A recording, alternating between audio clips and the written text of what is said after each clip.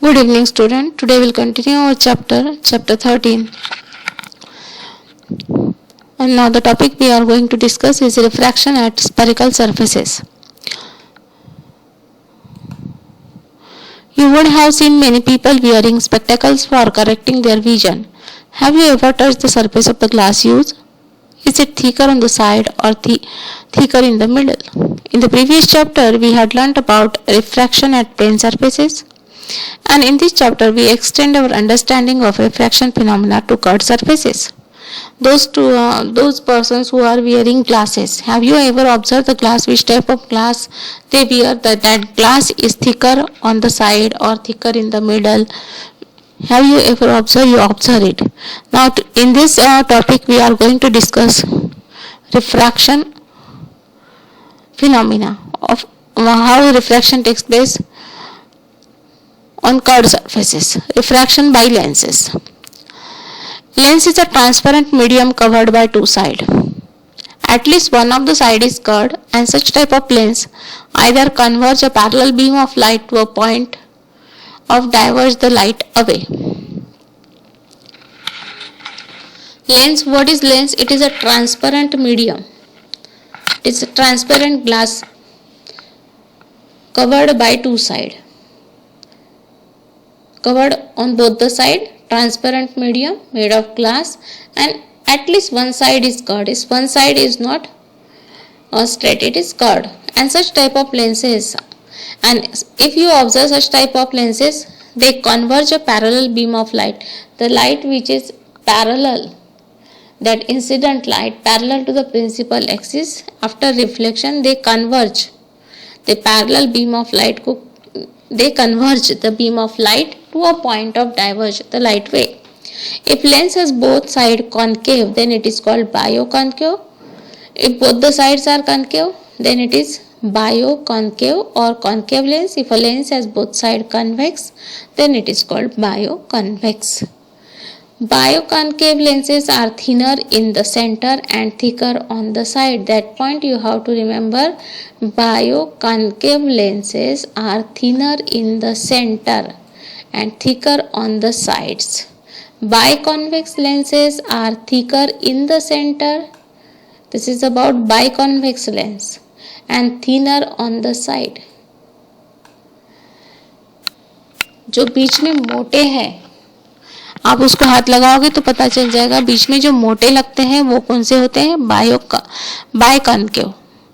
और जो बीच में जो मोटे लगते हैं वो होते हैं बायोकॉन्वेक्स, और जो बीच में पतले लगते हैं वो होते हैं biconcave. They are thinner in the centre and they are thicker in the centre. We will discuss only those lenses which are called thin lenses, and we are discussing here only thin lenses, means which are discussing only bioconcave lens. It means that they can either be concave or convex, but thickness of the lens is negligible. We are not considering thickness of the lens, it is negligible, so the thickness of the lens will not be a part of our calculation. While calculating the thickness of the lens, we will not consider.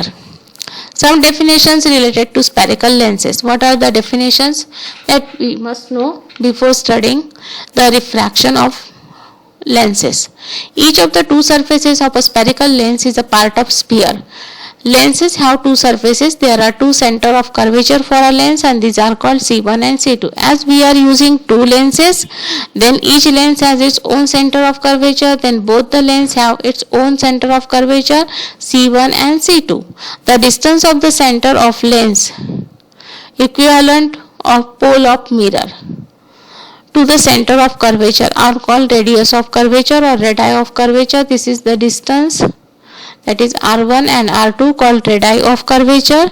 And the line joining, this line joining C1 and C2 is called principal axis, and center of lens is O. O is the center of both the lenses and is called optical center of lens. O is optical center, R is radius of curvature, C1, C2 center of curvature, and line joining C1 and C2 is called principal axis. These are the terms that we are using. Clear? Now the effective diameter of a curved surface of a lens is called its aperture. The effective diameter of a curved surface. This is the curved surface of the lens. and is called its aperture. The part which we are using, that is aperture. Can you find the focus of a lens? How you will find focus of a lens? What happens when a parallel beam of light is passed through the lens? Say this is your principal axis. All the incident rays become parallel to the principal axis. After reflection, they converge at a point, and that point we call generally focus. Now this is the common phenomena. Now we are using biconcave lens. Thinner lens we are using. Now in this thinner lens, what happens? The rays which are parallel to the principal axis, these are incident rays. After reflection, what happens? They get diverged, but they appear to meet at point F, and that point we call focus. F1. A beam of light parallel to principal axis converge at a point after refraction through the lens. The point of conversion on the principal axis is called focus F1 of the lens. The distance between the optical center and focus is called focal length. That distance between optical center and focus, that we call focal length of the lens. A biconcave lens is made up of two spheres bent towards inside. See, this biconcave lens made of two spheres. This is the first sphere, and this one, if you imagine, this is your second sphere. Now, it is thin in the center. It is thin in the center. Yes, it is thin. And thick at the side.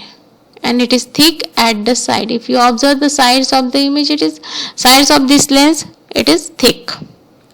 When a beam parallel to the principal axis of such a concave lens get refracted due to the lens, then the rays diverge. What happens? All these rays are incident rays. They are incident on this biconcave lens, and they, after refraction, these rays get diverged.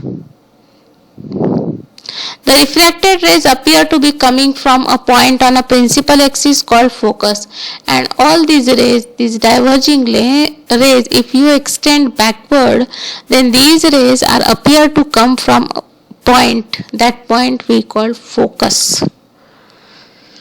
F1 of the concave lens.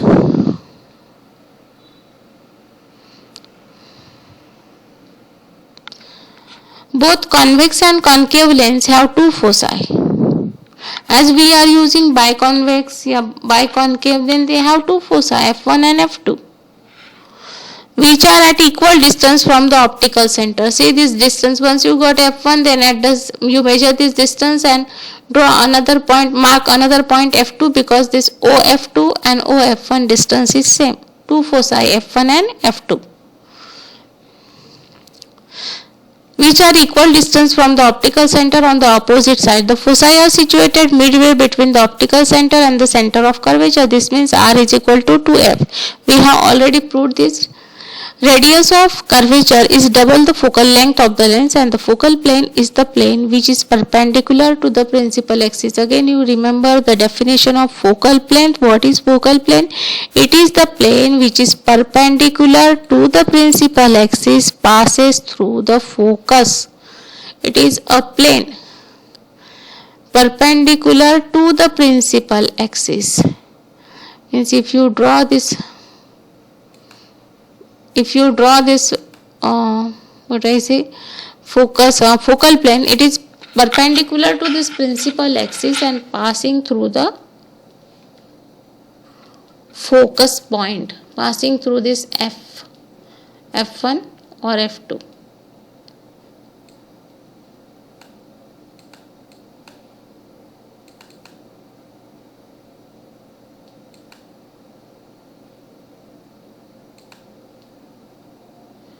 Perpendicular to this principal axis and passing through this F1 or F2, and such plane we call focal plane. Now sign convention for spherical lenses. For lenses we use a sign convention similar to that used for spherical mirror. We use the same rule. The measurement in case of mirror was taken from the pole of the mirror. Similarly in case of lenses, all the measurement will be made from the optical center of the lens. We have to measure all the distance from optical center, and according to this the focal length of a convex lens will be taken positive, that of the concave lens will be taken as negative. You have to remember this. For convex lens the focal length is positive and for concave lens it is negative. Small f value is negative for concave and is positive for convex. All measurement above principal axis will be positive. Say this, all the measurements which are above the principal axis positive and down the principal axis will be taken as negative. Then towards the right again it is positive direction, towards right side, and towards left side it is taken as negative. Measurement taken towards right will be positive, towards left taken as negative, and for all calculation the quantities must be used with their proper sign, positive or negative. Now what are the rules for image formation by lenses? Because we are considering lenses with negligible thickness, we can treat two surfaces of the lens as one. We are not considering the thickness of the lens. We consider two surfaces as one. As per the rules of refraction, analyze the ray diagram given below. See what will happen to a ray of light traveling along the principal axis as it gets refracted by the lens. What will happen? See this. This ray is passing through the optical center. It gets refracted from the same path. It reverses path. In which direction the ray gets incident? The same direction or in opposite direction, but the same path it gets refracted, both in convex mirror and concave mirror. Then second, what will happen to a ray of light traveling parallel to the principal axis? If the incident ray is parallel to the principal axis, after refraction it passes through the focus. In case of convex mirror it actually meet at focus, but in case of concave mirror it appear to come from focus. Dotted line it is shown. Second rule. First is clear. Optical center, the ray passing through optical center reverses path. The ray which is parallel to the principal axis converge at focus or appear to come from focus in concave mirror. What will happen to a ray of light traveling through the focus? If the ray of light is traveling through the focus, then after refraction it becomes parallel to the principal axis. Here is the same case. It becomes parallel to the principal axis. It appears to come from the focus and gets refracted parallel to the principal axis. What will happen to a parallel beam of light passing through the lens if it is inclined at some angle to the principal axis? See, all these are the incident rays and they are inclined, making some angle with the principal axis. This is your principal axis and all these incident rays make some angle with the principal axis. Now in this case the light rays will appear to diverge from a point on the focal plane of a concave lens. They will not meet at a focus, but they will meet at some other point in the focal plane. They appear to converge at a point on the focal plane. What my point? They appear to converge. They converge or appear to converge. The light ray will converge. At what point? At the focal, on the point on the focal plane for convex lens. And what for concave lens? They appear to converge at a point on focal plane. Appear to converge and they actually converge at a point on focal plane in case of convex lens. Now image formation by lenses. How the image is formed by lens? Take a convex lens and find out its focal length, or take a convex lens with known focal length. You have to use one convex lens of known focal length whose focal length is known. Set a lens near a scale V stand like we did in activity. Again you need V stand. If you don't have V stand, then you take a thermocol and fix the lens in it. Mark both foci F1 and F2 using a chalk and similarly mark distance twice F1 and twice F2. Put a burning candle much behind twice F1. See, these are the images you have behind object to F1. You have placed the object is placed behind to F1. This is your candle, object AB, right? Put a burning candle much behind to F1. Obtain image of the candle on the screen kept on the opposite side of the lens. Note down size, position and orientation of the image. Where you are getting image between F and F2 and 2F2. Image is upright or erect? It is not upright, it is erect. Inverted image you are getting, it is diminished. Inverted image. And what about the size of the small size? Then here you have to write the object where you have placed beyond 2F1. Your object is beyond 2F1. Second, paper mirror image distance V that you measure with the help of scale. Size of the image in comparison, size of the image is small. Here you put small, smaller. Image orientation, inverted or erect, it is inverted. Right now, inverted. And nature of the image, real or virtual. If the inverted image is obtained, then it is real or virtual.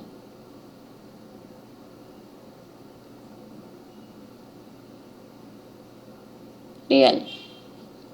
Then at 2F1, when the object is placed at 2F1, object is placed at 2F1, you are getting image at between F2 and 2F2.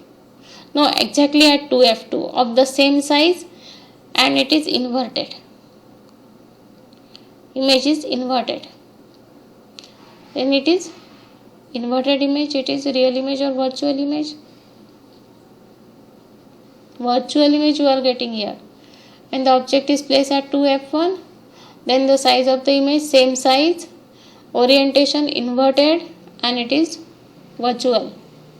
Only real image is obtained on the screen. Virtual image cannot be obtained on screen. Then next position they have given. Obtain the image on the candle screen, position and orientation. Now you have to see the third one. When the object is placed at F1, when you put the object at F1, you are obtaining image at infinity, and this image is not visible. This image is obtained at F1 you have put, then it is larger, then it is virtual and not obtained on screen, virtual, and it is inverted when object is placed at F1. Then when object is placed between focus and optical center, you are getting image on the same side. Between at focus F1 you are getting image. It is enlarged image, and then it is erect image, and it is real image. See, when the object is placed between focus and optical center, then we get virtual, erect, magnified image. It is virtual, erect. Yes, it is erect, it means it is upright, erect, and magnified, and it is large image on the same side of the lens where object is placed. And this image is, if it is upright, then it is virtual. This characteristic of convex lens is exploited in making simple microscope or magnified glasses. When the object is placed at a distance less than focal length, then the image appears magnified. See, you have to fill this table when the position of the candle and mirror, position of the object they have given, right? And various lenses you have seen how the image is obtained. We have already discussed the rules also.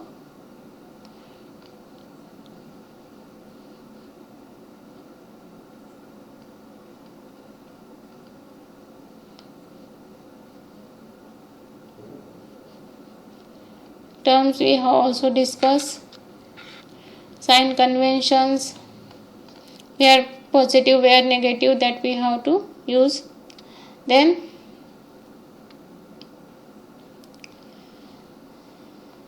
various positions of the object and how the image is obtained, that we have discussed.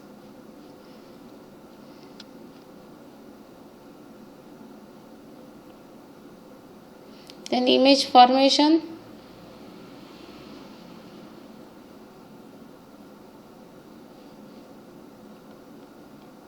That we have also discussed this part. This is for convex lens that we have seen. Now ray diagram for concave lens. Concave lens, ray diagram for various position of the object on principal axis of a concave lens. We are placing object on principal axis. You will find that for all position the image is, for in concave lens the image is virtual, erect, smaller than the object, and image is located between focus and optical center. It is between focus and optical center you are getting image. Between focus and optical center you are getting image at focus. And it is always virtual, erect and smaller. Virtual, erect and smaller. In case of concave, this is for concave mirror, concave lens, and for convex you are getting which type of image? It is inverted real. And it is upright virtual, that you have to remember. And according to the diagram you have to, when the image object is placed at infinity, then image is obtained point size smaller and it is inverted and real. Between infinity and optical center, image is placed, object is placed between infinity and optical center. Then between f1 and optical center you are getting image smaller size, inverted, it is erect, smaller size and virtual image for infinity and optical center. Now the relation between parameter for lenses, again the same thing we have to discuss, fixed and the variable. What is fixed here? Focal length of the lens, radius of curvature of the lens, object height and power of lens. These values are fixed for a particular lens. And what are the variables? Object mirror distance, image mirror distance and height of the image. What is the relation between U, V and F? Again it is same, just like we saw formula U, V and F for mirror. 1 by V minus 1 by U is equal to 1 by F. The above relation hold true for all spherical lenses and in all cases image formation while solving the question. You have to consider sign conventions while using this formula. Then what is magnification? It is the ratio of height of image to height of object. Height of image, if we consider it I, here it is h dash is given, I by h, we can say that is magnification. Magnification can also be expressed in terms of height of image is V and height of object is U. Then what is power of lens? You know that function of a lens is to refract the light rays passing through it. Convex, that is converging lens, bend the rays towards the principal axis, while a concave lens, diverged lens, bend them away from the principal axis. The power of a lens is to converge or diverge light rays. What is power of lens? To converge or diverge the light rays depend on its focal length, and this power of lens depends upon focal length. Lens with less focal length bends light more. Lenses which have less focal length, they bend light more than lenses with more focal length. Therefore, less focal length means more power. Less focal length means more power, and more focal length means less power. On the basis, we can say that power of a lens is inversely proportional to focal length. If focal length increases, then power of lens decreases. Power of a lens is denoted by letter P. Unit 1, P is equal to 1 by focal length. SI unit is diopter, and 1 diopter is equal to 1 meter. Meter inverse. 1 by, what is the unit of focal length? It is meter. 1 by 1 meter means meter inverse, unit of diopter, 1 diopter. So the power of lens whose focal length is 1 meter will be 1 diopter. Because focal length of a convex lens is taken to be positive, its power will be positive. Again, for convex lens, power of lens is positive. Focal length of convex lens is taken as negative, power of lens will be negative. When ophthalmologists make corrective eyeglasses, they express lens characteristic in terms of power of lens and not the focal length. If power of lens is given to be plus 4.0 diopter, then the positive power suggests that the lens is convex lens, and if the power is given as negative, then suggests it is concave lens. 1 by focal length, 1 by P, 1 by 4 means 0.25, 25 centimeter. Focal length of a lens with power 4 diopter will be 25 centimeter, and positive power means the lens is convex lens.